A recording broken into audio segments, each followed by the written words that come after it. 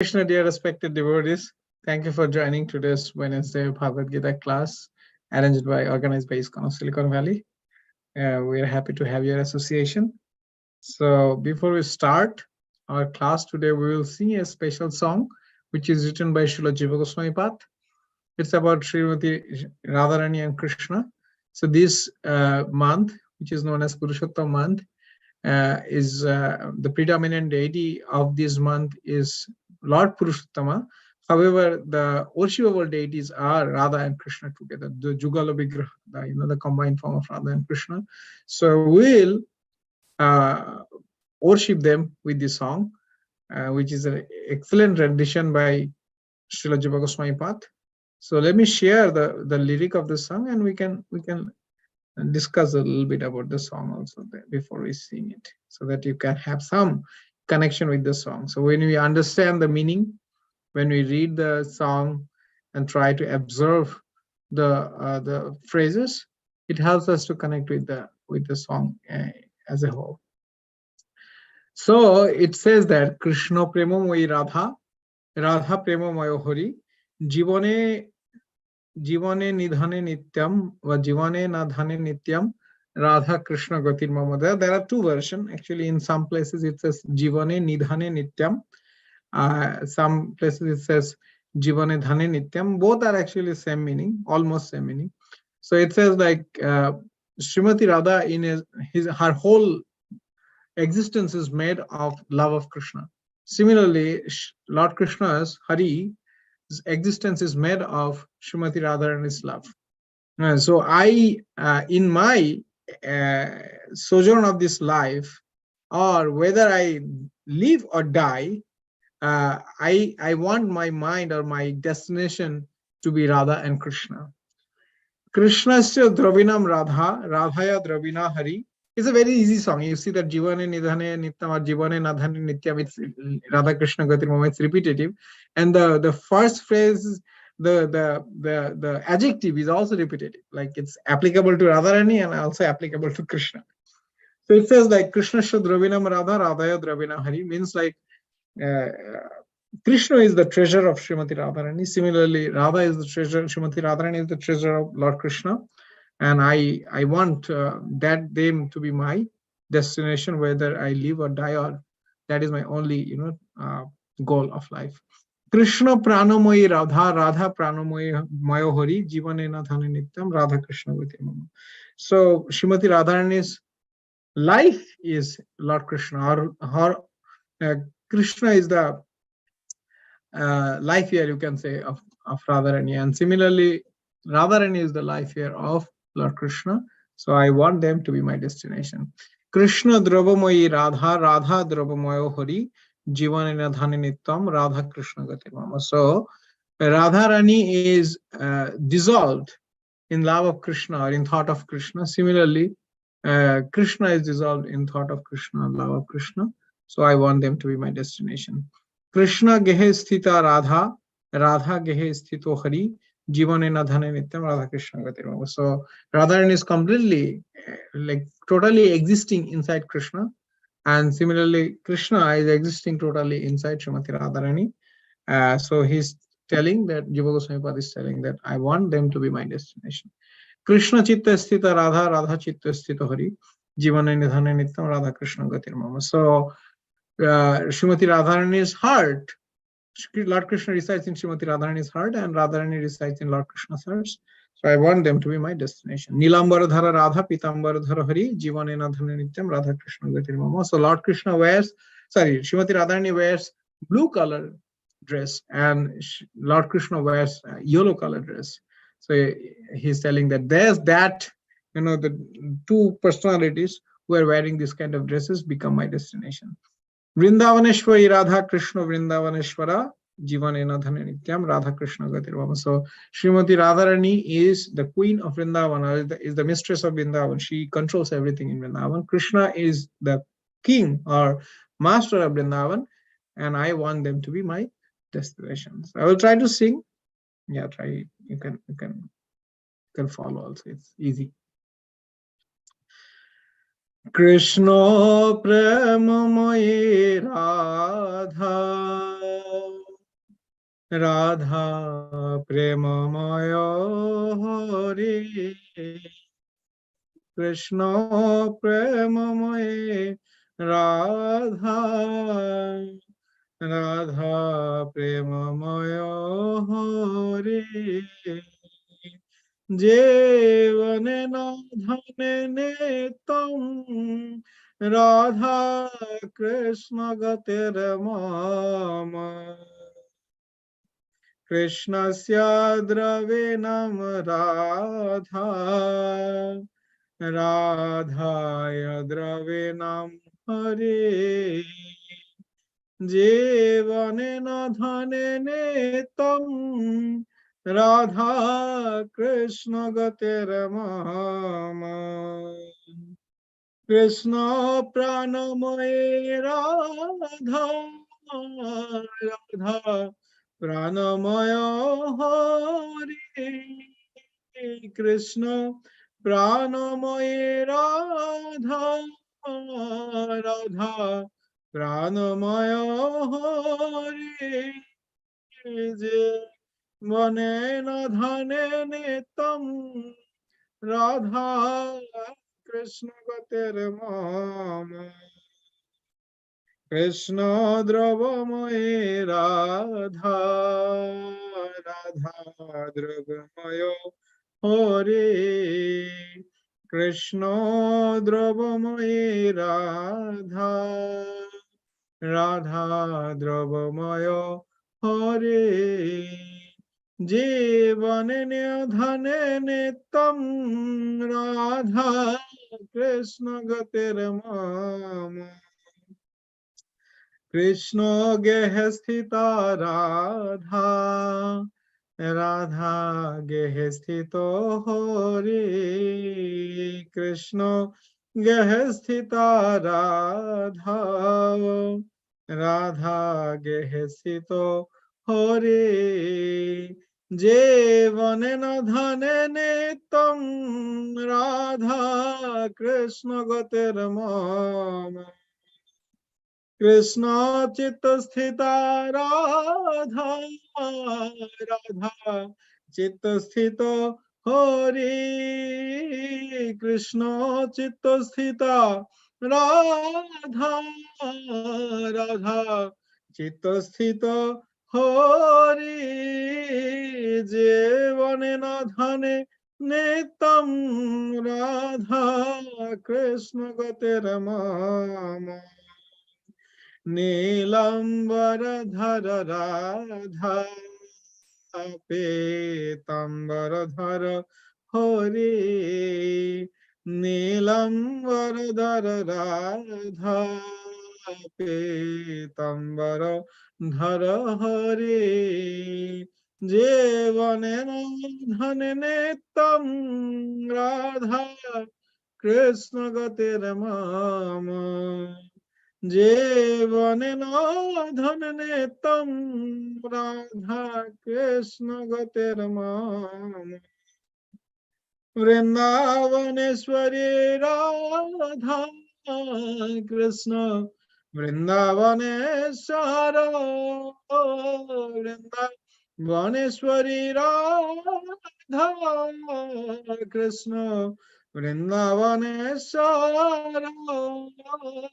জীবনে ধনে নিতম রাধা কৃষ্ণ গতির মম জীবনে ধনে নিতম রাধা কৃষ্ণ গতির মম হরে কৃষ্ণ কৃষ্ণ কৃষ্ণ হরে হরে হরে রাম হরে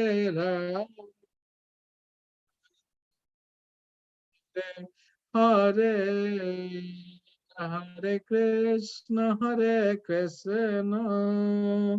Krishna Krishna Hare Hare Hare Ram Ram Ram Ram Hare Hare Hare Krishna Krishna Krishna Krishna Hare Hare Hare Rama, Hare Rama, Rama Rama, Hare Hare. Hare Krishna, Krishna Krishna, Hare Hare. Hare Rama, Rama Rama, Hare Hare. Hare Krishna, Krishna Krishna, Hare Hare. Hare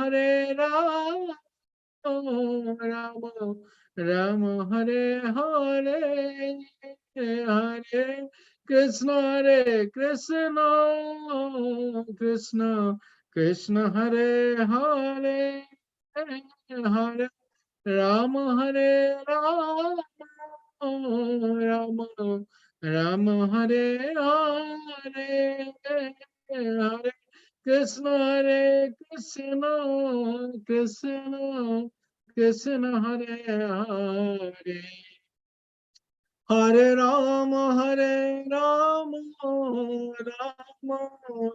Rama, Hare Hare. Hare Krishna, Krishna Krishna, Hare Hare. Hare Rama, Rama Rama, Hare Hare. Hare Krishna, Krishna Krishna, Hare Hare. Hare Rama, Rama Hare Hare. Hare Krishna, Krishna Krishna, Hare Hare. Hare Rama, Rama Hare Hare. Hare Krishna, Krishna Krishna, Hare Hare. Hare Rama, Rama Hare Hare. Hare Krishna, Krishna Krishna, Hare Hare. Hare Rama, Rama Hare Hare. Jeevane dhane netam radha Krishna gaterma. Hare Krishna. So I will stop sharing and then I will restart. Before that, we will do a Mangalachan prayer. Om Ajnanatimirandhasya Jnananjana Shalakaya Chukshurunmilitam Yena Tasmai Shri Gurave Namaha. Shri Chaitanya Manavishtam Sthapitam Yena Bhutale Sayang Rupa Kadamayam Dadati Sa Padantikam Vandeham Sri Guru Sri Yuttapada Kamalam Sri Gurun Vaishnavangsho Shri Rupam Sagrajatam Sahagana Raghunathan Tam Sajevam Sadaitam Savadutam Parijana Sahitam Krishna Chaitanya Devam Shri Radha Krishna Padan Sahagana Lalita Shri Vishakhannitam Scha He Krishna Karuna Sindhu Dinavanda Jagatpate Gopesha Gopika Kanto Radha Kanto Namastute Tapta Kanchana Gaurangi Radhe Vrindavaneshwari Vrishabhanu Sute Devi Pranamami Hari Priye Namo Mahavadannaya Krishna Prema Padayate Krishna Krishna Chaitanya Namne Gauratise Namaha Vancha Kalpatarubhyasya Kripa Sindhubhaya Vacha Patitanang Pavanebhya Vaishnavebhya Nama Nama Jaya Sri Krishna Chaitanya Prabhu Nityananda Sri Advaita Gadadhar Sivasadi Gaur Bhakta Hare Krishna Krishna Krishna Hare Hare Hare Rama, Rama Rama, Hare Hare Mukhaṁ karoti vācālaṁ pangam langayate girim yat kripattamahamं vande Shri Guru Dinataranam Paramananda Madhavam Shri Chaitanya Vishwaram. Hare Krishna. Namo Vishnu Vada Krishna Krishna Bhutala Bhakti Vedanta Swami Namaste Saraswati Gauravani Pacharani Visheshna Hare Krishna. So again, I want to invite or welcome all the devotees. I see that Krishna Kesha Prabhu also joined. Thank you for joining and with your association, and Sukarupa Mataji, Ashray Madhav Prabhu, Dev Prabhu, who have joined in the call. Thanks a lot for your association. So today, because this is a Purushottam month, in Purushottam month, we try to actually study 15th chapter of Srimad Bhagavad Gita. So we'll go over a little bit of Srimad Bhagavad Gita 15th chapter. We may not complete it, we may not be able to complete it, but we'll try as much as we can. I think most of our devotees are familiar with this chapter, but spiritual subject matter is something that even if you do repetitively, you don't get bored, or it's not non-beneficial. Like if you eat same thing again and again, whatever health, like whatever food value it has, it's not, in the long run, it not be good for your health. You need a variation because your body needs different type of variation. But for a spiritual thing, if you do same thing again and again, you can get like reciprocation from doing it, and you can actually elevate higher and higher and higher. So that's a good thing about spiritual things. So there is nothing called monotony there. So we can, even though we recite this chapter on a regular basis in different occasions as well, and many devotees have spoken about this chapter also before, but still we can go over one more time and see what are the different gems we can extract from this chapter. It's full of actually nectarian subject matters. So before that, we want to actually read the whole chapter together. It's a part of our like chapter a day reading. We can do it together. I will share my screen and then I can call one by name. So who is there? I don't see. Okay, Ashramada Prabhu, we want to read first 5 verses. Let me actually start with the Mangalachara. Om Namo Bhagavate Vasudevaya. Om Namo Bhagavate Vasudevaya. Om Namo Bhagavate Vasudevaya. So,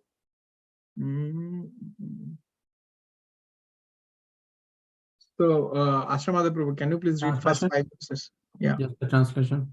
Yes, only translation, and then we can read some verses and purport as well. And the yoga of the Supreme Person, Purushottam Yoga.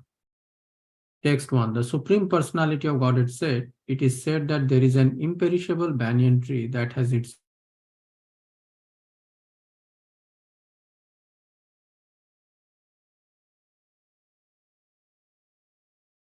Prabhu, can't hear you. What happened? Hare Krishna.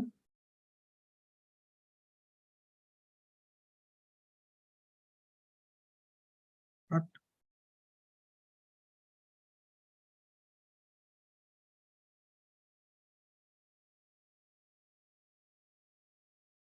Hare Krishna, Prabhu, I can't hear you.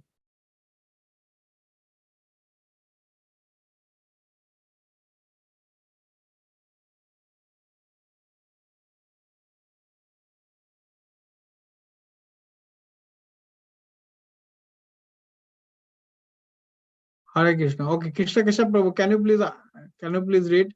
It seems something has happened from Ashramada Prabhu's end. Are you available to read, Prabhu? Krishna Prabhu? Jai, please.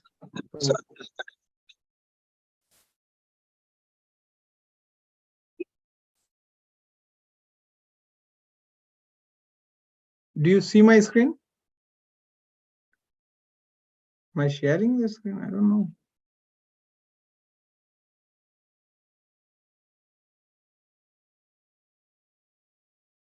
Okay, I will read.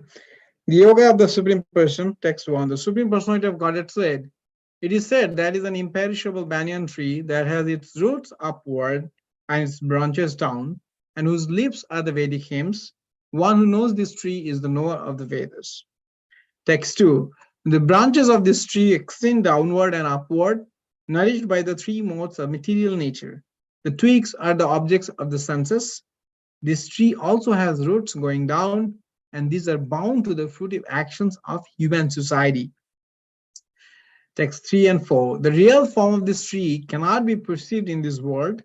No one can understand where it ends, where it begins, or whether it is where its foundation is.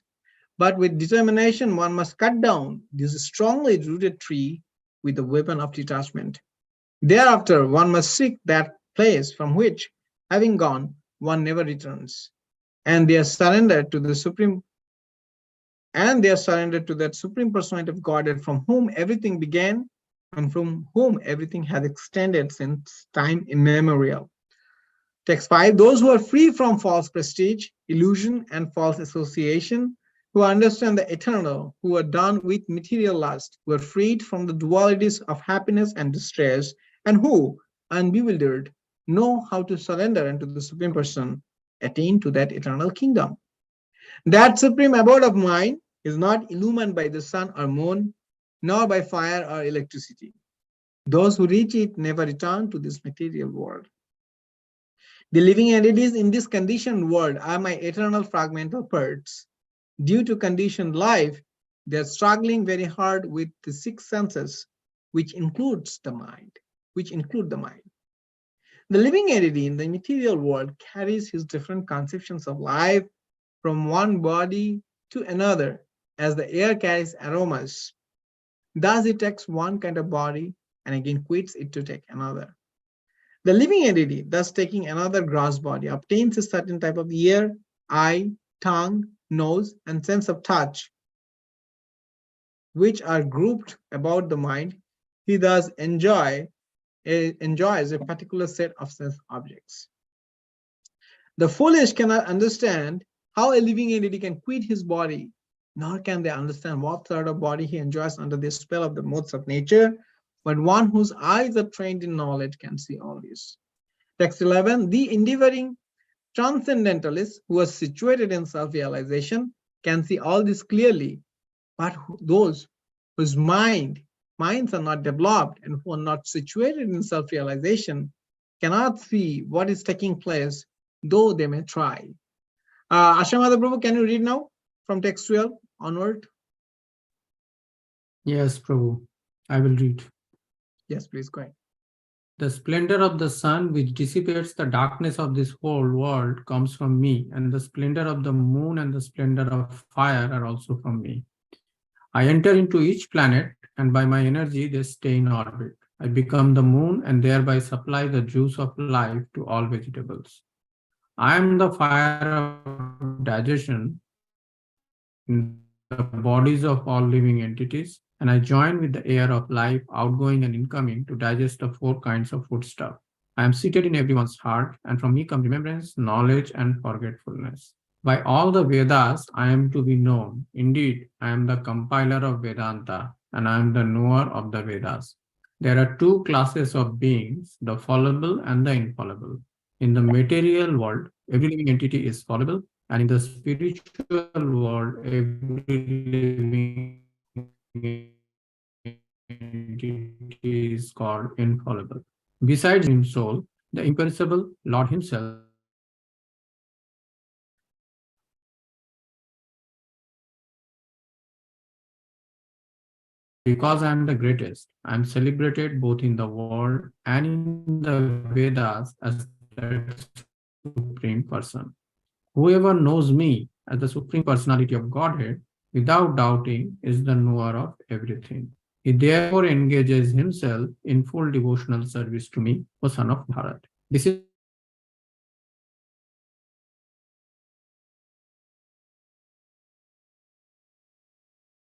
the way in which the foolish man will become wise, and his endeavors will no perfection.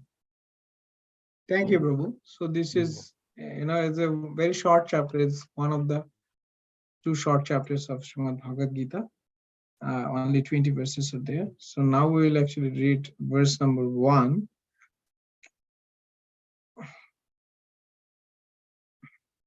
Let's go to the advanced view. Yeah.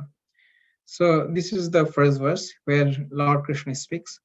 So before actually going to this chapter, you need to understand that the construction of Bhagavad Gita, the chapter before this chapter was the modes of material nature. Now, somebody who is understanding or studying modes of material nature, they can have the question that how I can actually cut the joint of these modes of material nature, because we are controlled by these modes of material nature to some extent. So how can I actually cut that modes of material nature which is binding me in this material nature and go to the spiritual world? So now Krishna is telling that how this modes of material nature or the whole material nature is represented by an inverted tree.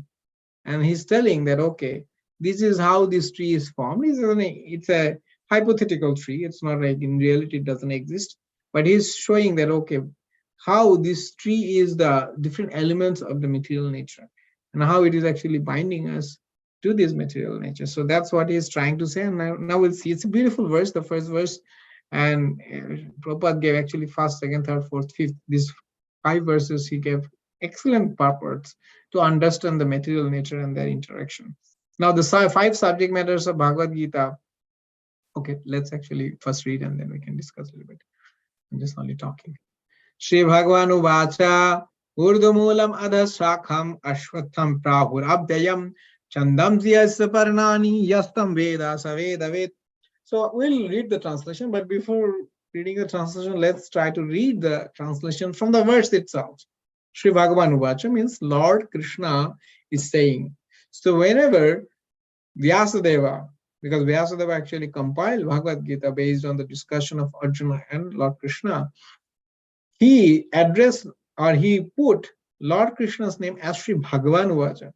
But for other people like Sanjaya Uvacha, Arjuna Uvacha, Dhritarashtra Uvacha, these are the 4 characters who are talking, right, in Bhagavad Gita. He doesn't say like, okay, they are Bhagavan, but only for Lord Krishna, he is always telling. He just doesn't say Sri Krishna Uvacha, he says Shri Bhagavan Uvacha, because he is the Supreme Personality of God, the Bhagavan. So he says, Sri Bhagavan Uvacha, Urdhva Moolam Adhasakham. So there is a tree whose mool, the roots, are upward. Adhasakham, the branches are downward. And what is that tree? Ashwatham Prahur. That tree is called a Ashwatha tree or a banyan tree. Actually, Ashwatha is not exactly banyan tree, but it's same genre. Ashwatha is not exactly banyan tree. Banyan tree is known as Bot Gach. Ashwatha, Ashwatha is also actually, it's maybe banyan tree. Yeah, because this people is different. Yeah, people is different. Ashwatha is banyan, maybe, because that's the Sanskrit term, but we in Bengali we call Bodgach. Anyway, so it is called Ashwatham. That tree's name is Ashwatham, means Bodgach or banyan tree. And it is an Abhyayam tree. It's an Abhyayam, it's a non-perishable, it doesn't perish. So material world, apparently it actually manifests and unmanifests, but it doesn't exactly perish because that energy, it transforms from one to another. Like so the manifested energy, it has Mahatatta, and there's 5 senses, 5 gross elements, 5 knowledge gathering senses, 5 working senses, 3 modes of material nature. It's up to different elements it has. But when it unmanifests, it all goes to Pradhan, right? So it doesn't actually get destroyed completely. It stays within the Supreme Personality of God. So it says this is an Abhyayam tree. Chandamsi Yasya Paranani. So Chandamsi means like the hymns of the Vedas. The Vedas, it's not like a prose. It's hymns. It's like the people chant Vedic mantras, with different meter, rhythm, and different music actually, different type of chanda. So Chandamsi Yasya Paranani. Its lips are the representation of Vedic hymns. Yastam Veda Saveda Ved. And if you know this tree, you know this material world as whole. So that's a very important point. Okay, so this is so now let's actually read synonyms. It's good to read synonyms. Prabhupada gave synonyms so that there is no question of misinterpretation or mental speculation. Oh, I think this is that. No, that is no question of interpretation. There is a exact meaning is given. And Bhagavad Gita to be understood with exact meaning. Even Lord Krishna is giving an analogy to make the main statement clear. Like, Basangsi Jinanani Yatha Vihaya Navani Grinyati Naro Purani Tatha Sarani Ityadi. So he says, like, okay, just like we take away old cloth and put on the new one, similarly, we actually change our, the soul changes one body to another. So it's just to identify or make the statement clear. So there is no point of interpretation. Sri Bhagavan Uvacha, the Supreme Personality of Godhead, said, Urdhva Moolam, with roots above, Adaha, downwards, Sakham, branches, Ashwatham, a banyan tree, Prahu is said, Abhyayam, eternal, Chandamsi, the Vedic hymns, Yasya, of which, Paranani, the leaves, Yah, anyone who, Tam, that, Veda knows, Sah, he, Veda Ved, the knower of the Vedas. Now we'll read the translation purport given by His Divine Grace, A.C. Bhaktivedanta Swami Srila Prabhupada ki jai. Translation: the Supreme Personality of Godhead said, it is said that there is an imperishable banyan tree that has its roots upward and its branches down, and whose leaves are the Vedic hymns. One who knows this tree is the knower of the Vedas. Purport. After the discussion of the importance of Bhakti Yoga, one may question, what about the Vedas? It is explained in this chapter that the purpose of Vedic study is to understand Krishna, like 15:15, famous verse. Therefore, one who is in Krishna consciousness, who is engaged in devotional service, already knows the Vedas. The entanglement of this material world is compared here to a banyan tree. For one who is engaged in fruitive activities, there is no end to the banyan tree. It wanders from one branch to another, to another, to another. The tree of this material world has no end. And for one who is attached to this tree, there is no possibility of liberation. The Vedic hymns meant for elevating oneself are called the leaves of this tree. These trees' roots grow upward because they begin from where Brahma is located, the topmost planet of this universe. If one understands this indestructible tree of illusion, then one can get out of it. This process of extrication should be understood.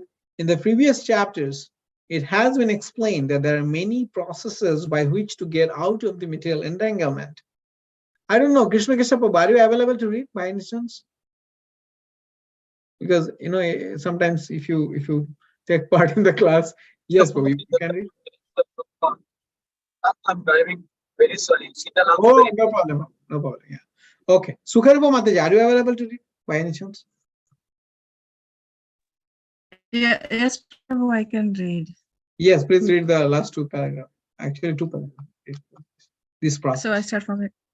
This process of extrication should be. Where do I start, Prabhu? Yes, this process of extrication should be understood. This should be understood. In the previous chapter, it has been there are many processes by which to get out of this material entanglement.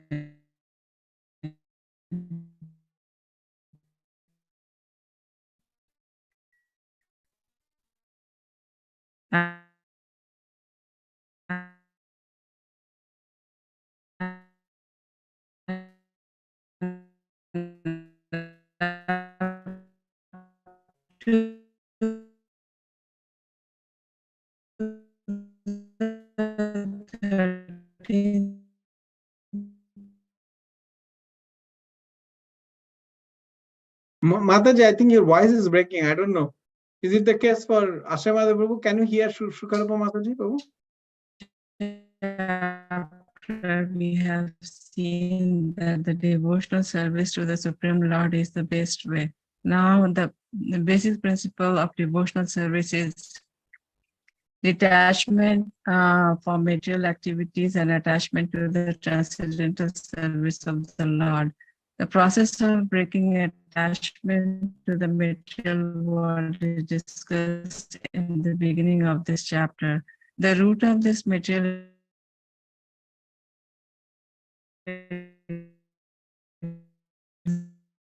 existence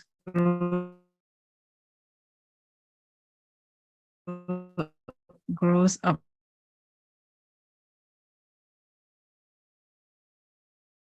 I think Prabhu's network is having some disturbance. Let me read. I will read from this paragraph. This process of extrication should be understood. In the previous chapters, it has been explained that there are many processes by which to get out of the material entanglement. And after the 13th chapter, we have seen that devotional service to the Supreme Lord is the best way. Now, the basic principle of devotional service is detachment from material activities and attachment to the transcendental activities of the Lord. The process of breaking attachment to the material world is discussed in the beginning of this chapter. The root of this material existence grows upward. This means that it begins from the total material substance, from the topmost planet of the universe. From there, the whole universe is expanded with so many branches representing the various planetary systems. The fruits represent the results of the living entities' activities, namely religion, economic development, sense gratification, and liberation. Now, there is no ready experience in this world of a tree situated with its branches down and its roots upward, but there is such a thing. That tree can be found beside a reservoir of water. We can see that the trees on the bank reflect upon the water with their branches down and roots up. In other words, the tree of this material world is only a reflection of the real tree of this spiritual world. This reflection of the spiritual world is situated on desire, just as a tree's reflection is situated on water. Desire is the cause of things being situated in this reflected material light. One who wants to get out of this material existence must know this tree thoroughly through analytical study, then he can cut off his relationship with it. This tree, being the reflection of the real tree, is an exact replica. Everything is there in the spiritual world. The impersonalists take Brahman to be the root of this material tree, and from the root, according to Sankhya philosophy, come Prakriti, Purusha, then the three gunas, then the five gross elements, Pancha Mahabhuta, then the 10 senses, Dashendriya, mind, etc. In this way, they divide up the whole material world into 24 elements.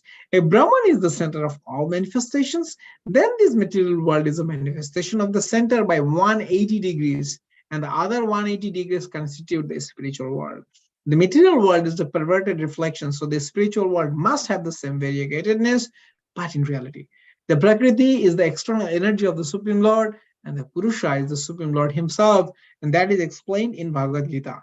Since this manifestation is material, it is temporary. A reflection is temporary, for it is sometimes seen and sometimes not seen.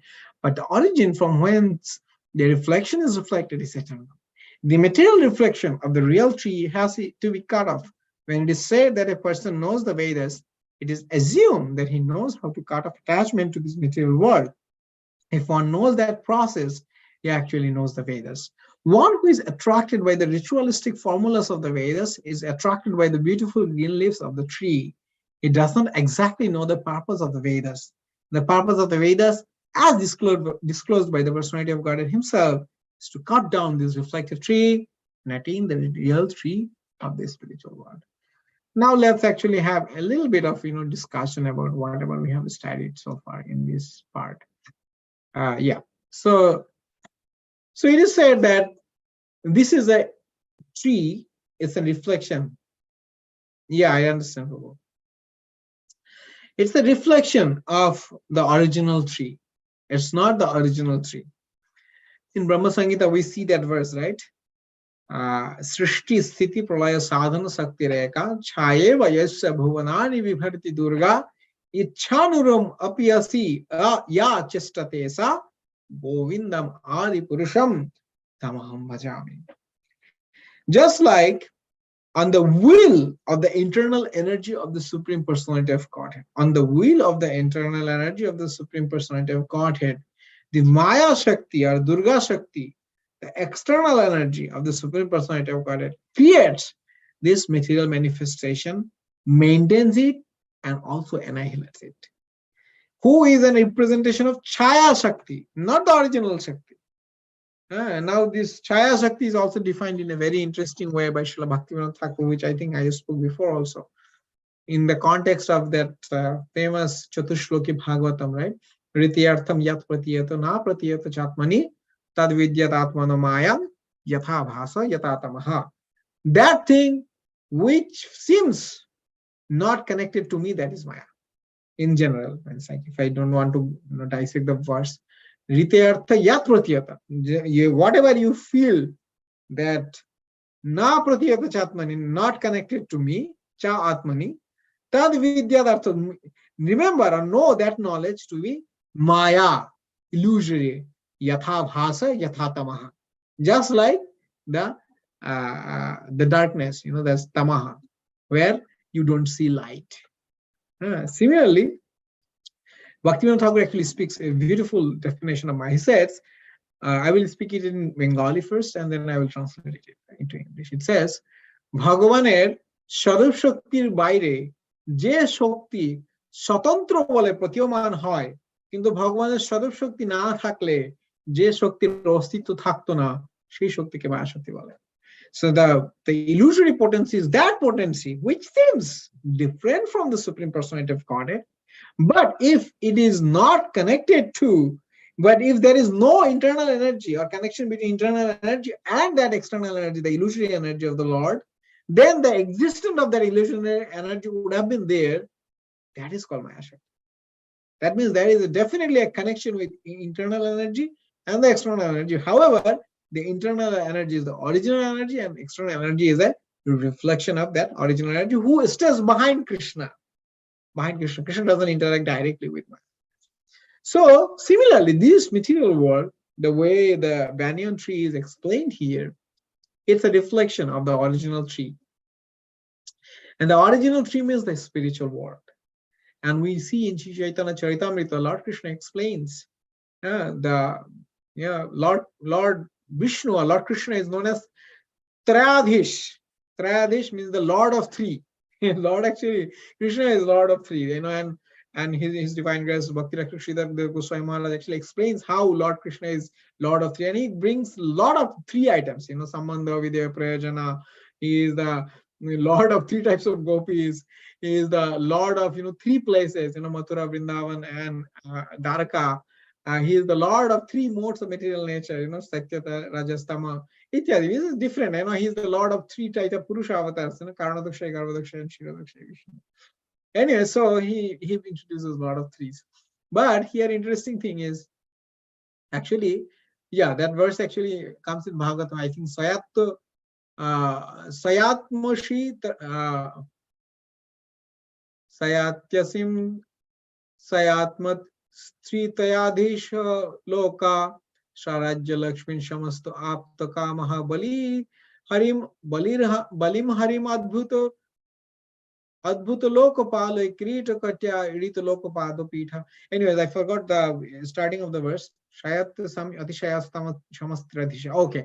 Shayat Sham Atishayastatrayadhisha. Shayat Sham means Krishna, Lord Vishnu is considered as the Trayadhisha, the Lord of three.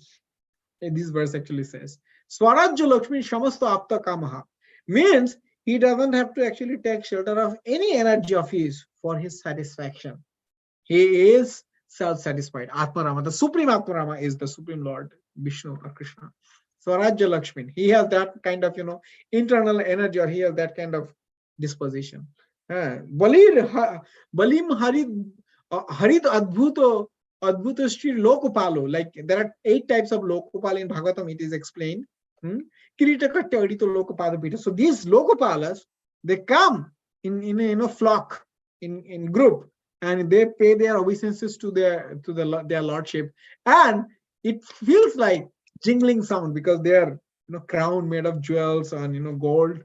It hits each other. The jingling sound comes out of it. It's a beautiful actually scenario to think about. And then Lord Chaitanya Mahaprabhu explains the pastimes of Brahma, where he was kind of astonished to find that there are many Brahmas also in different universes, and some of these Brahmas have like even millions of heads because the universe is so big that it needs a Brahma who is more capable to control or take the engineering job for that universe. Anyway, so that kind of thing happens. Lord is control of these three. Where actually three is coming from? Okay, Srishti, I don't know. Where I introduced three. So this material spiritual world, and also has a I think it is because of that thing. Okay. So a spiritual world has also different types of planets. One planet is for Vishnu Tattvas, then another planet is for Lord Ram and different Lila avatars, and then the planet of Krishna, where you have Dwarka, Mathura, and the topmost is Goloka Vrindavan. So it has different types of living entities also there, who are all connected eternally with the Supreme Personality of Godhead. That reflection come in this material world. However, the higher planetary system in the spiritual world, it actually pervertly reflects the lower planetary systems here, kind of. It's like whatever highest things happening in the higher planetary system, which is the devotional conjugal mellow in the mood of a paramour or extramarital affair, that is the lowest considered in this material world, right? If somebody is doing any extramarital relationship, they try to hide it by any chance. You see many even president got impeached because of their character issues with affair with other ladies other than their wives. So this is such a grave offense, and people want to hide it. They don't never say that. Okay, I'm like, even somebody sometimes can be like a killer or something, like, doing an heinous work. They can actually flaunt that. Okay, I am a big killer, or I am very like heinous killer, but they don't want to do these things. They feel like this is very heinous. People will actually be very consider us very nefarious, or they will be very much against our existence. Anyway, so this is the formation. What is the highest? That is lowest here, more or less. Now, the interesting fact is, whatever we see in this world, that also exists in the material world. Material world, the ashua means like the envy is a very common symptom. Envy actually keeps us away from Krishna, keeps us away from other living entities. It actually closes our ability to appreciate others' service or connection to Krishna. Because when we see that other people are doing better than us in any respect, we become envious. We don't appreciate that part. And we also are doing same thing with Krishna also. That's why we are here, right? When we appreciate everyone's service to Krishna, then we will not be here. We will be in the spiritual world. So, but in the spiritual, if you think, that envy is different. Oh, she's doing such a beautiful service. Oh, wish I could do that service. So it's not exactly the envy of the material world, but that is like appreciating and trying to imbibe that mood of service so that they can also please Krishna in the same manner or in a better way. It's not like, okay, it's the same context that, oh, why he or she is doing it, why he is doing it, why I am not. It's not that concept there. So that is a little different. Another point I want to actually mention here, in the material world, the people who are going down there actually considered, the ignorance is dominant, right? In the previous chapter we said, right, urdhe gachanti shaktastha madhye tishtati rajasa jaganna guna pravritti adha gachanti tamasa. Like those people who are practicing mode of goodness, they will go to the higher planetary system, maharjana tapasatya ityadi. Those who are practicing mode of passion, they will stay in the middle planetary system, which is bhurbhuvaswa. And then who are practicing ignorance, they'll go downwards, which is atal, vital, talatal, rasatal, sutal, mahatal, patal, ityadi. So they will go downwards. So downward you are going, your ignorance is dominating or predominant. Upward you are going, a mood of goodness, which is illuminating, which actually can't bind with material nature. It helps us to actually connect, understand, or perceive Krishna consciousness. But in the spiritual, it's the opposite direction. The people who are in Vaikuntha Loka, they are very knowledgeable, they are always appreciating Lord's glories in a opulent manner.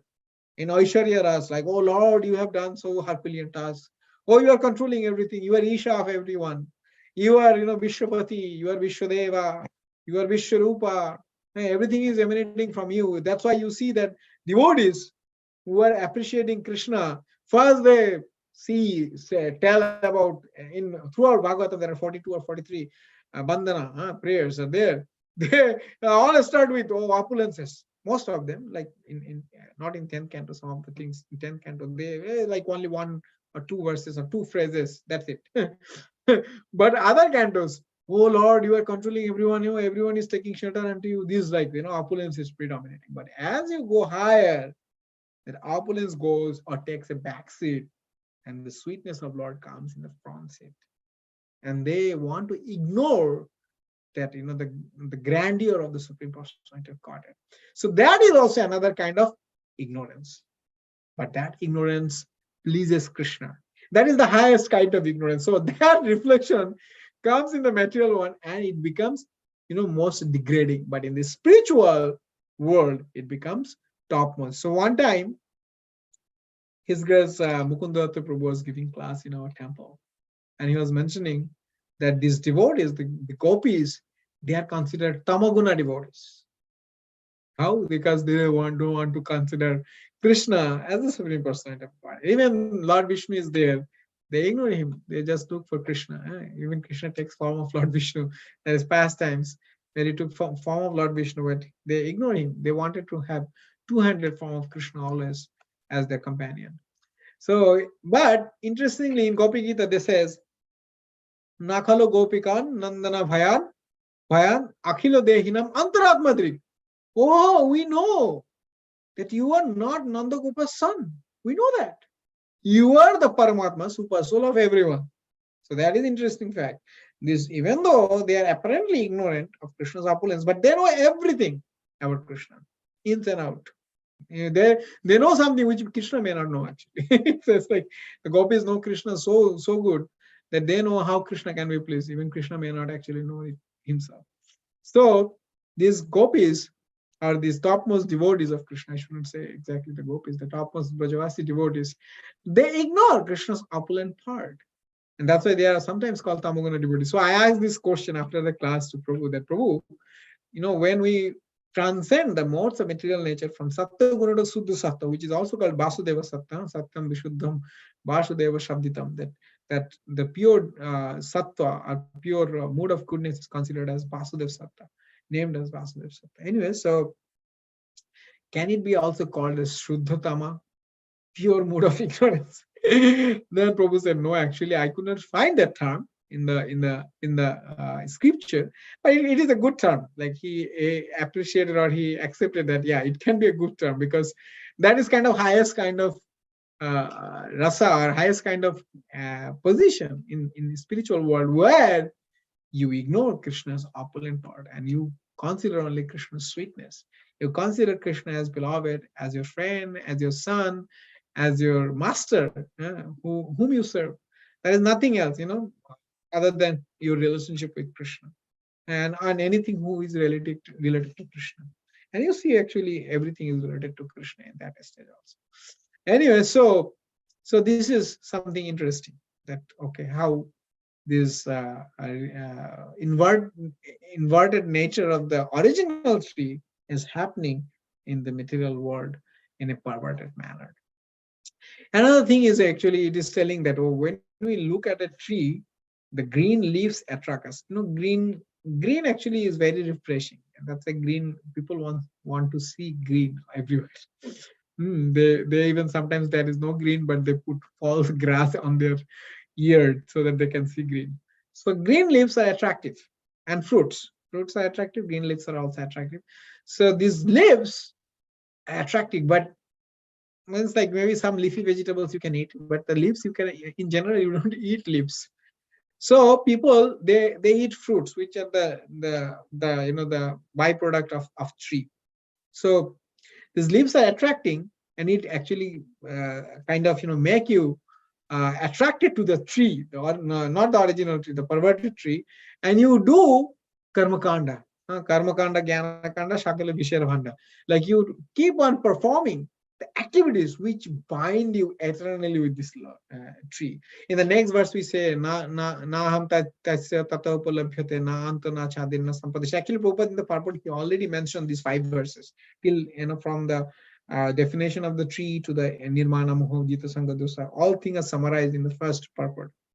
So he's telling that, okay, this tree it has branches upward and down. So downward branches means the lower planetary systems, upward branches means the upper planetary systems, and the middle one are in between are the middle planetary systems. And there are different types of living entities who are residing in these things, these branches.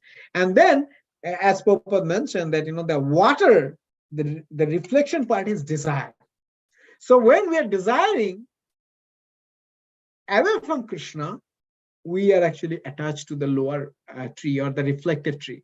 When we are desiring towards Krishna, that is also a desire. Then we are attached to the upper planetary system. That is the only criteria, right? Especially for the Raganuga Bhakti. Only criteria is the greed, or desire. Actually, greed is an intense word than desire. Desire can be very superficial, but greed means you have intense desire. Actually, it's a like a strong word. So when somebody has that greed to serve Krishna or get in relationship with Krishna, and Krishna, that Ramananda Rai verse is there, right? Krishna bhakti rasa bhavitamati. Anyway, so that's desire. It actually binds us. The reflection point is desire. So one desire can actually bind us to the lower, another one can uplift us to the higher tree. And then the roots of this tree, there are different types of roots. So the roots are actually different types of activities we do, and also the different elements. If you analytically study this tree, you will find out different elements which are the part of the creation. Now, Bhagavad Gita, it actually speaks about Sambandha Gyana. Predominantly, Bhagavad Gita is a book of Sambandha Gyana. Means like, who am I? Where from I came? What is my relationship with the source? What is my relationship with this nature? Like, especially the Supreme Lord, Jiva, and Prakriti, how they are related, this triangle, they are establishing. And also on with that also Prakriti and Karma. These three, Kal and Karma. So Ishvara, Jiva, Prakriti, Karma, Kal. These 5 subject matters are discussed in Bhagavad Gita. So in general, Bhagavad Gita is giving us as a view of the material world, and to some extent the spiritual world, not in detail, to some extent, and also the nature or the origin of the living entities and their relationship with the supreme entity. And many chapters, not only this chapter. It starts with the Sankhya Yoga, where the nature of soul is discussed and the eternity of soul is discussed, and then it talks in more vivid manner in 9th chapter the process of devotional service to connect with the Supreme Lord. In 8th chapter also, 7th chapter, it talks about Gyan Vigyan Ittadi. So this Bhagavad Gita, it speaks about these subject matters so that we know the relationship among these different entities. Like, who am I as a jeev? What is my relationship with the Supreme Personality of Godhead? What is my relationship with the nature? Then, and that's why this says, like, when Ashwathamena Viruda Mulam Ashanga Shastrena Dirana Chitta Tata Tatpad Parimargitabyam Yasmin Gatana Nivartante Bhuya Tameva Shashat Purusham Purana. Anyways, I forgot the verse. Let me actually bring the verse. I wanted to say that if we know, I see. And that verse says, Tata Padam Tat Parimargitabhyam Yasmin Gatana Nivartanti Viya Tameva Chadyam Purusham Prapadde Yata Pravritti Prashita Purani. Okay, so it says like that if we want to, let me actually read. The real form of this tree cannot be perceived in this world. No one can understand where it ends, where it begins, or where its foundation is. But with determination, one must cut down the. Okay, so yeah, we can actually interpret it in this way, that in this material world, when we actually come, that's why he says that, Krishna bhuliya জীব অনাদি মোহির মুখ অতএব মায়াতারে দেয় সংসার দুঃখ। আর কৃষ্ণ ভুলিয়া জীব ভোগবাঞ্ছা করে পশ্চাতে মায়াতারে ঝাপটিয়া ধরে। Srila Jagadananda Pandit in Prema Vivarta, he actually speaks this verse. The previous verse was spoken by Lord Krishna to Sanatana Goswami. So he says, like, for time immemorial, living entities are forgetful of Krishna. And that's why they're suffering in this material world. They are entangled with this material world. Now, this definition of time immemorial, that is said, like, there is no Adi and Anta. Where it is beginning, that time immemorial, we cannot actually define. There are different acharyas give different definition about this, when jivas fall down and how they fall down. We don't want to go into detail, and it's very technical. There are all interpretations are to some extent like convincing. Like, yeah, somebody says spiritual world, it is coming from. Somebody says no, we are never in spiritual world. Different definitions are there, different conceptions are there, but all are convincing. So, but the point is, we don't know at what point that happened. So that's why it is said that, okay, where it had started is the tree, or where the end is, we don't know, because we don't know where we can actually go to the bottom of this tree. So one nice story can be told in this regard. One time, one queen, she was taking bath in a pond, and while taking bath, she actually kept her jewelries on a ghat, or on the bank of the pond. It's a like palatial pond, so it's very nicely constructed. So after taking bath, when she came back, she could not find her most precious, most favorite necklace, which is bedecked with different types of jewels, and it was very favorite to her. Now she was looking here and there, but she could not find. Her servant maids could not also find. So she went to the king, and then she asked, like, okay, you help me to find it out because I could not find. Then king said, no, I will construct a new one for you. You don't worry about that one. She told, no, no, it is gifted by my friend. It's very favorite to me. I don't want to, get bereft of it, or I don't want to waste my friend's memory. Then the king tried in different ways, but still it could not find. But on the way, like one thief, thieves know that sometimes people who are taking bath in the palatial pond, they can actually left some special things, or he has nice things to steal, uh, because people of the palace, they are very rich. So he was looking for something and he found that necklace underneath water, and he was looking to collect it. But as soon as he was actually putting his hand and he was going into the water and trying to collect it, he couldn't find it. Now, by will of providence, one saint was actually going through that way, and he noticed that this person, he is actually trying to get something, but he is very disappointed. He is looking very like tired and dejected. So he went near to him and he asked, like, what you are looking for? He said, like, oh, you see that necklace there inside the water? Trying to get it, but I'm not able to get it. What's happening? And by the way, the water is very clean, and you understand that, how beautiful it would be, a palatial pond. So the king, the saint, he could understand. He said, no, go to the up tree and find that necklace there in the branch. You see that? And then the thief went up and he collected and he understood. He came back and he was very happy. He said, like, how you could understand? I couldn't understand. Like, it felt like, okay, that necklace is actually inside water. Then saint said, luckily it's coming from my realization. So if you want to have that kind of realization, then give up this so-called necklace, valuable necklace, go with me, return it to king. That king can actually give you price, but rather you go with me. I can give you something more valuable than this necklace. And then by association of this sadhu, that person got transformed. So this material world is like that. The people, they feel, okay, we can enjoy this material world. There is something for the enjoyment, but this enjoyment is nowhere, comparable with the spiritual bliss. There is a kind of a reflection. Reflection is not original, but it's not also false. That's another interesting thing. It's also there because the original thing exists. That's why the reflection also exists.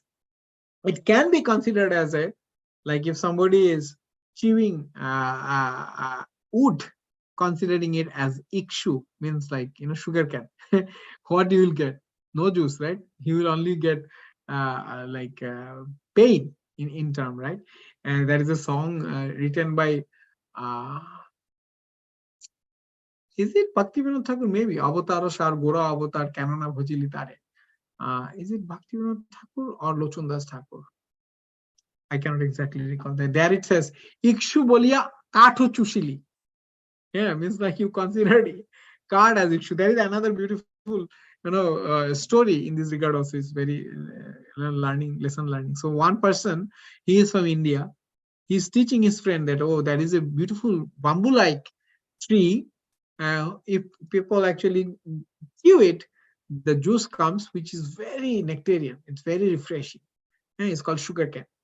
Now that friend who never saw sugarcane, who never had experience, he asked how it looks like. He said, okay, it is a long kind of stem, and it has gate. It has different steps, and it has very thin lips, and it only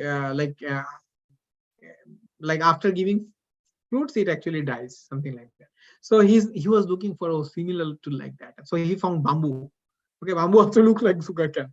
So started chewing bamboo, but he got nothing, and he was very disappointed that his friend kind of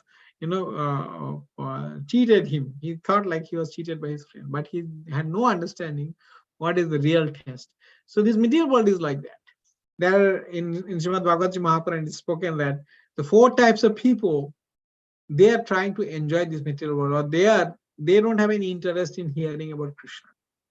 who are not like, that in Bhagavad Gita it says like, Chaturvija bhajante mam, and then Nama Dishkritana Muda Papadyante Naradama. That is there. But this is also that 4 people, they don't want to hear about Krishna at all. That is, Sabir Barahav Ashtra Kradol Samastute Purusho Pashu Na Yat Karno Pathope Tu Jatu Namagadakraja. So it says Gadagraja means the person who is always doing Herculean activities and satisfying others. Urukrama Gadagraja, or the supreme person. They don't want to hear these 4 type of person. They don't want to hear about him. And what are these 4 type of person? Saw means dog. Birbaraha, the stool eating, what is that? Boar, or hawk, or pig, yeah. Sabir Baraha Ustro means camel, and Karu means ass. These 4 type, or donkey, ass, whatever. They don't want to hear about Krishna. Why? And Prabhupada gave in purport the detailed explanation. Such a beautiful purport. I recommend everyone please read it. I think it's come in 8th chapter, 2nd canto, this verse. So it says, this dog, it is very subservient to the master. They think like, okay, that's my goal of life. If I actually stay near my master's lotus feet, I'm satisfied, he's satisfied, we are getting so much bliss. He doesn't see anything other than master. Yeah, that's a very high quality of dogs. That's why dogs are very much appreciated in this part of world. Why? Because they don't have any people who are very devoted. People want adulation. In general, Western people, they are very arrogant, right? So that is not happening. In our culture, we respect any superiors, any senior citizens. But yeah, now it is getting changed also. But in general, that is our core philosophy, Vedic philosophy, that people who are aged, they are always our recipient of our respect. But here it is not. Everybody is called by name and everything. Anyway, so that is that. So people they consider, okay, my master is my everything, and I don't need anything else. Bir Baraha is actually is very low category. Why? Because eat stool. So you can understand. Srila Bhaktivedanta Saraswati Thakur states that Tumaro Pratishtha Shukorero Brishta means like the animal which eats stool, his stool or its stool. How degrading that. So it says that the Bir Baraha, these people, they take so-called material enjoyment, and so-called because material enjoyment is very ephemeral, not completely satisfying, and it creates a lot of anxiety in return, because material enjoyment is in mood of passion, in Rajagun. Rajagun in the initial stage, it's nectar, but at the end, it's all disease, suffering, and anxiety, everything. So he's telling that, okay, these Birbara people, they try to enjoy this material world. And they feel like, oh, they are eating such high level thing or enjoying something high level, but actually that is dejected by all the elevated personalities. They don't have any relationship with this subject. Prasanga ajaram pasham atmana kavaya vidu. These ajara subject matters, they actually bind our soul in this material world. So esha sadhu shukrita mokshadara padbritam. But that attachment towards the saintly personalities, it actually opens the gateway of liberation or gateway of devotional service. Anyway, so this is Birbara. Then Ustro. Ustro is like he is toiling hard, and what he's eating, like what he's eating, he's eating thorny plants. When eating thorny plants, it's even painful, but he's getting a little bit of blood here and there, and it becomes salty, and he enjoys it. Enjoys it very much. So this material world, people are working day and night, and here and there are a little bit of enjoyment. Oh, we are going to Switzerland. We're going to and that also we need to manage our replacement in office. My manager was telling that who is your replacer, and when you are taking off, how long you are going for. Means like there are a lot of anxiety always. But with that Switzerland picture we will take and put it in our social media. That is our enjoyment. So this is like Uta mentality, camel mentality.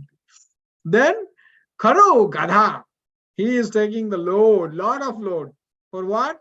To eat little bit of food, grass, or carrot or muli, the reddish. These kind of things. But Krishna already said, and no, whatever is there in your quota, even if you earn like billions of dollars, you cannot eat beyond your quota. Most of the times, those who are very rich, they eat very less. Those who are like poor, they have hunger, they can digest, and by Krishna's mercy, they are not also that sick while eating, and they are good, especially those who are doing physical exercise work. But most of the people are like that. Anyway, so these 4 type of people, they don't want to hear Krishna, and they get entangled in this material world. So Krishna is telling in next verse, nirmana mohajita sanga dosa. Actually, in this verse also, that ashanga shastrena drirana chitva. So shastra and shastra, both are same thing. Shastra is weapon. Shastra means knowledge of weapon. So Krishna is telling that you have to understand what is the relationship with this material world. And you have to act in such a way that you can cut that bonding which is binding you, which is meant, going through the process of birth, old age, and death, disease. Trigunna Vishayavada, the 3 subject matters of this material world, which is dharma, artha, and kama, they are binding us. So that's why Lord Krishna is telling to Arjuna 245, Trigunna Vishaya Veda, Naistrigunna Bhavarjuna, Nirdanda Nitya Shattasto, Nir Yoga Kshema Atmavan. You situate it in yourself by practicing Naistrigunna. Don't actually practice the 3 modes of material nature which are described in the Vedas. You have to understand how they are actually binding us, so that you can cut open the knot and you can go beyond the modes of material nature in Suddha Sattva, and go to the spiritual world to serve the Supreme Personality of Godhead. So it is another interesting point Krishna is saying. And then he says, Nirmana Mohajita Sangha Dosha, Adhyatma Nitya Vinivritta Kamaha, Danded Vimukte Sukadukya Sangver Gachanti Amura Padamabhayanta. He says like, oh, those Amura, the word here used is such a beautiful word. Amura means like, intelligent person. Muda is stupid. Those who are Muda. Muda, Naradham, Asurik Bhav, Homashrita, Maya Purita, and like 4 type of people, they don't take shelter of Krishna. So this Muda, but Amura, it's an interesting word, right? Amura means that who is not stupid, and means who is intelligent. So when I was actually analyzing this word, 2 verses come in my mind. The one verse is very famous verse that we recite in ISV, Hello Dhunito Kedaya Vishudaya Pranmila Damadaya Shammas Shastra Vivadaya Rasadaya Chittar Pitamodaya Shashad Bhakti Vinodaya Samadaya Madhurya Marijadaya Sri Chaitanya Dayanadi Tavadaya Bhuyad Amanda Udaya Amanda, and it is translated as all auspiciousness. Amanda Udaya. Manda is inauspicious. Amanda means all auspicious. Opposite, completely opposite. Or it actually gives an opposite meaning. Similarly, there is another verse comes in Bhagavatam, I think 12th canto, 13th chapter, 2nd verse, that Amanda Mandaragiri. The Mandaragiri is considered as Amanda. Why? Because Lord Kurma, he actually held that Mandaragiri during the churning of ocean as pivot. And then Ajita, he stayed on top of it. So there are 2 incarnations of Lord. They are staying on that particular mountain. So how auspicious is that? That's why it's called Amandagiri, Amanda Mandaragiri. So actually, no, Amanda Mandaragiri is, Mandar Parvat is not that. Actually, it's a Sumeru Parvat. Right? I may have actually messed up. I need to find like why Amanda Mandaragiri is considered as Amanda. Yeah. I need to find out here. Sorry, misleading you. That was Sumeri Parvat, if I remember correctly. If somebody can remember anything special about Mandargiri, please add. Okay, so anyway, so these words are used in Sanskrit language to, opposite polarity, to express opposite polarity. So these Amura people, these intelligent people, they Padam Abhyayam Tak, they actually take shelter of the Padam Abhyayam. How? Nirmana Moha, no man, no Jita Sangha Dosa, and the attachment, they actually conquer the effect of attachment of the material world. Adhyatta Nitya Vinivritta Kama, they are not into the enjoyment of the material world. Be Nivritta, Visheshupa Nivritya, kama, the enjoyment. Adhyatma nitya, they are always situated in the spiritual activities. Dander vimukta sukha sangar, like all kinds of dualities of this material world, they are actually bereft of that. This world is called as Danda Samas. Danda Samas means like, there are two words who are opposite and they exist simultaneously. Shuk, dukkha, hala, manda, good, bad, happiness, shit, grishwa. These are Danda Samas. So this material world is a place of Danda Samas. It's always existing, coexisting these things. Spiritual world is unidirectional. It's only always happiness. And there are apparently sometimes you see that devotees are actually suffering from separation from Krishna, but that separation is also giving happiness. In material world, that kind of thing will not give you happiness. It will give you anxiety, it will give you sufferings, and you become sick like that. But in spiritual world, it increases your ecstasy. So that's a different thing. Anyway, so he's saying that, okay, you have to cut open the knot of this. Anyway, so I already spoke so much. Let's hear from other devotees. I don't know, many devotees are not there.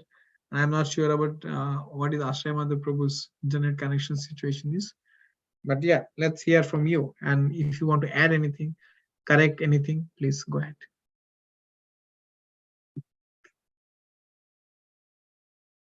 Hare Krishna, Ashrama Prabhu can't hear you. Hare Krishna Prabhu, can you hear me? Yes, I can hear you. Yeah, it still shows your internet connection is unstable. Xfinity had to create a problem now itself. That's the material world, Prabhu. Yeah, that's the material world, right? It is. Good that you are not speaking today. Yes. Yeah, law of inertia, right? Nothing moves here. It has a lot of energy is required to move anything. Correct. Yeah, jada. Jada, Prabhu, that was wonderful. And you know that inverted concept, right?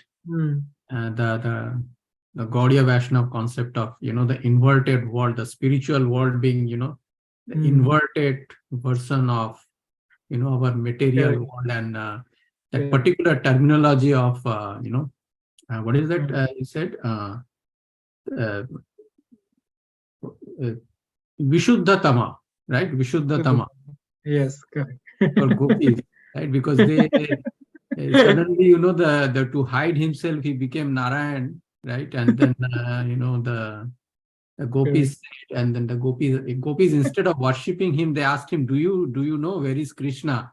And he says, he must be thinking that I am Narayan, the Supreme Lord in front of you. Instead of worshipping me, you are asking about Krishna. That thing became so sweet that he could not control himself, right? He became Krishna, basically. He could not hide himself, basically. Yes. Right? That was wonderful. And I was also, when we are telling about that qualities in spiritual world, right? Where one devotee is thinking that, oh, that devotee is serving so well, Krishna, if I could have done that, as opposed to, why he's doing it and I should be doing it, like, that mentality. I was also thinking about this whole concept of, cooperation in the spiritual world. I was remembering that pastime of Srinivasa Acharya. I think it was Srinivasa Acharya only who was in meditation. He went to the spiritual world, and Radharani's, what is that called? Foot's ring is lost, right? Shyamananda Pandit. I think it's Shyamananda Pandit. I think it's Shyamananda Pandit, yeah. And he said that, okay, we have to find because it is lost in this thing. And then Shyamananda Pandit, then he went into the pond, and when he came out, he found the ring. He was not like saying to everyone, hey, I found the ring, instead of, whichever gopi told him that, oh, we have to find the ring, then that he gave the ring to that gopi in turn gave to the other gopi who told this gopi, and that's how ultimately it reached Radharani. Even in spiritual world, that relationship, that sweetness of that relationship, exists. No one is. I think this sorry, Prabhu, I'm not familiar with this pastime, but it may be Srinivasa Acharya. Shyamananda Pandit is different, little different, yeah. Oh, okay. So this is, I think, Srinivasa Acharya pastime, yeah. So it is that whole Dasanudasa, that humility, right, exists even in spiritual world, basically. Correct. Right? So spiritual world, often people think about so much of opulence there, right? Because you don't have to work for anything in spiritual world, right? You have to simply wish and it happens, right? Yes. And Correct. so people may be thinking that there is so much of opulence, right? Here you have to work so hard, even like, the simple things become difficult here in this world, right? It breaks or something, you have to put so much of effort to even simple things you have to do. And spiritual world, people think, oh, so much of opulence, so much of power these people have. But for the devotees there, it's not so much the power, it's the relationship, basically, right? How they are serving that relationship, how they're getting, they're enjoying that sweetness of that relationship, right? Not only with Krishna, but with other devotees also. That I was thinking that also exists. So everything exists. All the emotions we see in material world, they exist in spiritual world. There is anger, there is envy, there is greed, there is enjoyment propensity, but it's all centered around Krishna. And it's not in a mode of, aham, means like it's about me. It's about all Krishna. So when it's all about Krishna, just like Krishna saying, Priya mori man kore kore bhatsan, vedostuti hoite taha hare mormon. Like when my beloved, in a sulky manner, when she chastises me, they chastise me, I feel more enjoyment than the glorification or eulogization of the Vedas. Because Vedas are very scholarly, right? The Vedas, personified Vedas. And we have a big chapter in 10th canto, which is only about prayers of personification. But that doesn't satisfy Krishna as much as the chastisement or admonishment of his, cowherd girlfriends. The simplicity, basically. And now it's the mode, the sweetness, the way they want to do it. In the class, in youth class, Bashrika Maharaj was also speaking, right? That verse, Ahushchate Nalina Nabha Padaravindu. That is a verse of sarcasm. That, oh yes, Ahushchate Nalina Nabha Padaravindu Yogeshwari Vichinta Magada Bodhu Shanshara Kupapati Tattara Navalambam Geham Vishamapi Manusyadya Sadhana. Oh, just like the yogis who are always trying to meditate upon your lotus seat, may in our heart also your lotus feet rise like the sun, so that we also get the same effect as the yogis. And then they are saying, oh, wish, in Chaitanya Chaitamrita explained in the later verses, wish we can forget your lotus feet sometimes from our heart. We are trying to do that, not to remember you, to forget it. They are trying to remember Krishna's Nalina Nabha Padaravinda, means like the person whose navel is like lotus-like, and his lotus feet is also like lotus. Padaravinda. Beautiful verse. I mean, it is almost like, the living entity has, it is actually true surrender, basically. Living entity has just given up. You are the supreme, Maya is your supreme power. We will never be able to overcome that Maya. So why struggle? Let's just have a good relationship with each other, You protect us and let's have good relationship with you, right? Yeah, like that is the surrender of a real knowledgeable person. When we like, as I mentioned, that when we don't look down, we look up and ask for help from Guru and Krishna. Then we actually start thriving upward, going upward. Prabhuji, let me just quickly go and see if there is anything in the Facebook or in YouTube. Quickly, let me check. Okay, so one Prabhu is asking, is it looks like a little bit cryptic name, like Man 1163. I don't know what that means. Man 1163. That Prabhu is asking, is Vaishnavism pantheistic? Pantheism. Okay. Good point. So pantheism in general means like you are worshipping different gods in the same platform, and there is no supreme, or there is no singular source of all those gods. You consider they are independent, just like Greek mythology. Even in some contexts, like some of the Vedic karma kanda, they explain that, oh, if you worship this person, just like in Krishna also we see that if you worship Indra, you will get rain. Anyways, so that is there. like in Vedic philosophy also, like you worship Lord Shiva, you get a good husband. Good husband, yes, correct, yeah. You get you worship Mother Katya and you get also good husband. So this kind of things are there in Vedic philosophy. However, the difference between Vedic philosophy from the general conception of pantheism is that if you dig down, you will see that there is a controller for all these lokopalo with these powerful personalities also.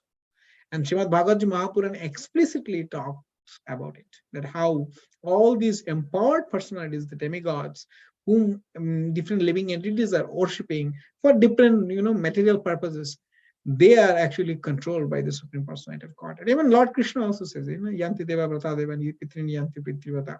So whatever you worship, you go to that destination. That is there.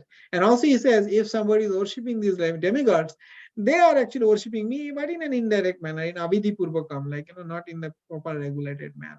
So ultimately, these demigods, they don't have, or these gods, if you consider them as gods, they don't have power to give you any benediction if it is not sanctioned by the Supreme Personality of God. Just like secretaries, they don't have power, the topmost supreme executive power. It's only by Prime Minister. So Krishna is just like Prime Minister or President, whatever you say. If he doesn't sanction, then, and if he sanctions, it overrides every other Prime Minister's power. So that's another interesting thing. Rakhi Krishna Mareke, Mare Krishna Rakhi. If Krishna wants to protect and give you opulence, he can do it. He doesn't need any other, via medium. He can do it directly. And if he doesn't sanction, then these powerful personalities also cannot do. I will give you another example. In Brahma Samhita, we read Panchadevatas, these 5 gods were worshipped by Smarta Brahmanas, who are like Vishnu, Shiva, Durga, Ganesha, and Surya. So these five personalities. So all 5 personalities have a relationship with Krishna. I already mentioned about Durga, that she is the Chaya potency. And then we see that Lord Shiva is a transformation of milk as yogurt. Like he is a transformation of Krishna in such a way that he interacts with the material world. Then that the Lord Ganesha, he is known as Vigna Vinashak, controlling or dissipating all the ill elements or any kinds of obstacles in our life. But how he does it? He said, Yatpada Pallava Yogam Vinidhaya Kumbe Danda Pranama Samaya Sakanadhiraja Vignan Vihantamalamasya Jagatrayasya Govindavadi Purusham Tamaham Bhajami. So he's saying that this personality, Ganesha, he used his trunk to pay obeisances at the lotus feet of that Lord Vishnu. And through that, service to the Lord, Namanta service, like paying obeisances is a service, he is getting the potency to dissipate all the obstacles in the 3 worlds, upper, middle, and lower planetary systems. Not in the spiritual world, in the upper, middle, and in the spiritual world also there is a Ganesha, which is known as Vishakshana. He's a different personality, but the Ganesha we are talking about here is the Panchadevata Ganesha. So he also gets the energy from Lord Vishnu or Krishna. So that's how the relationship is. I hope it answers the pantheism point.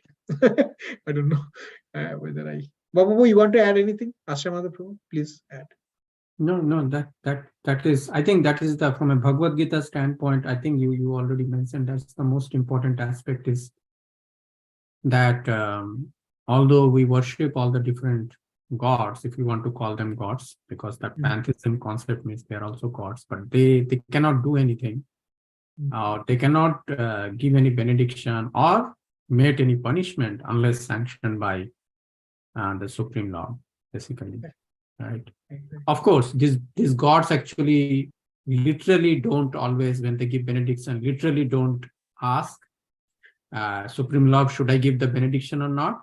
But in somewhere else, I think in probably it's in Bhagavatam only, somewhere, I think the conversation between Devahuti and Kapil Dev, where Kapil Dev is saying that all these gods, they are doing their work out of my fear, in the sense yes, correct. The sense that these gods also, just like we have Vedas, they also have Vedas. Basically, they are much bigger Vedas, many more verses than us. So instructions have been given to them, and they're following those instructions basically. Exactly. So in that sense, it is basically, they are actually. So that is how Lord has sanctioned them. They cannot go beyond that, basically.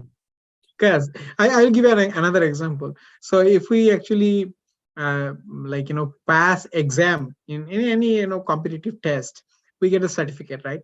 The Mhm. certificate enables us to take certain profession, right? So that means people already know that, oh, he knows actually how to deal with the technical details of this particular thing. So these appointed personalities, and it's not that, okay, they can be different in different planetary systems. That's another thing. There are like millions of locopalas. So these personalities, they're trained to do particular service. Okay, this person is doing that service, give that benediction. They know what benediction to be given. But as I mentioned, that it can be overwritten by Krishna if he wants. Just like Yeah. we are supposed to go through a lot of, birth, old age, death, and disease. But if somebody takes shelter of Krishna, Krishna can immediately delete all the account, and he Yeah. can go to back Yeah, just like that Govardhan Parvat, how he overrode Indra. again. Correct. Okay. So, Prabhu, I think let me just quickly take one more check if there are any final questions. Okay. So there are no more questions. So, Prabhu, it's your call if you want to conclude. No, I think it's good. We are already at 8:30. Yeah, so I think it's a very good chapter. I recommend you to study this chapter. Prakriti Purush and Jiva. Jiva is not actually Prakriti; it's in between. Like that's why it's called marginal potency, Tatastha Shakti. So when we know this triangle, it's very important to understand this triangle. Kala is not easy to understand. Kala is very difficult to understand. Actually, Bhaktivinoda Thakur says like the influence of time is very difficult to understand. Only a Tattvagandarshi, we can understand time as a destroyer. It destroys everything over time, even the pain and everything, it gets destroyed. Yeah, people goes through a lot of difficult times, but time actually heals them.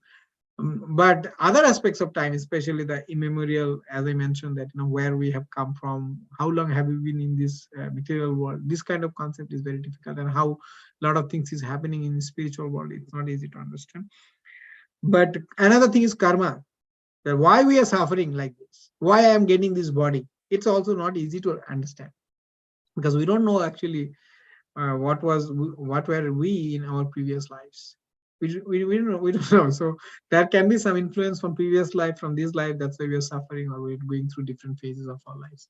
But Ishwarji Prakriti, it has a very concrete understanding. The Shastra, they try to establish this Sambandha Gyan, Ishwarji Prakriti. So we will have to understand this so that we can prioritize our life in such a way, or we can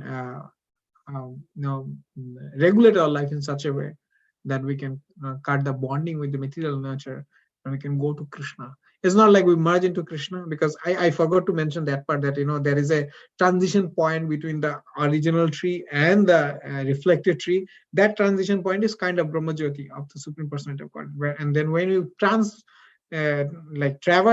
through that Brahmajyoti, you come to the original tree where the variegatedness exists.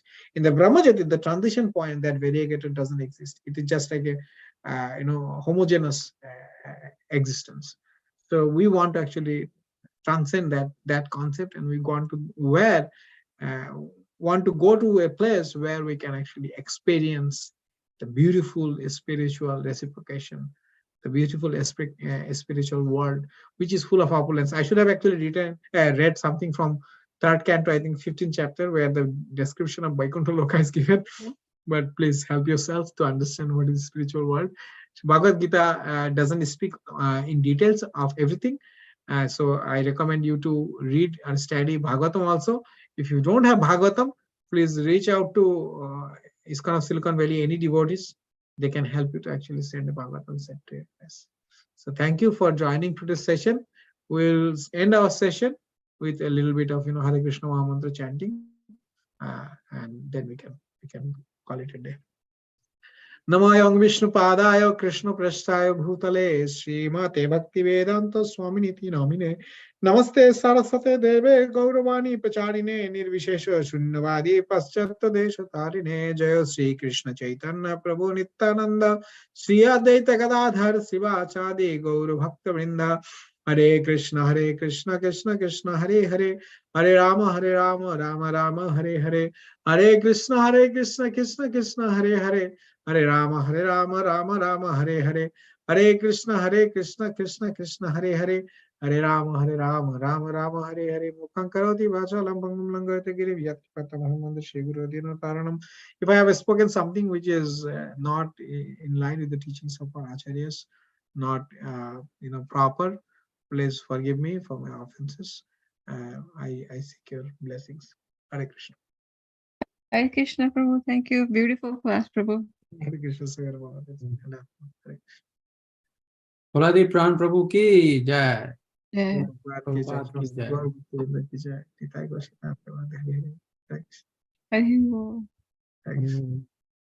Pancha kalpatarubhyascha.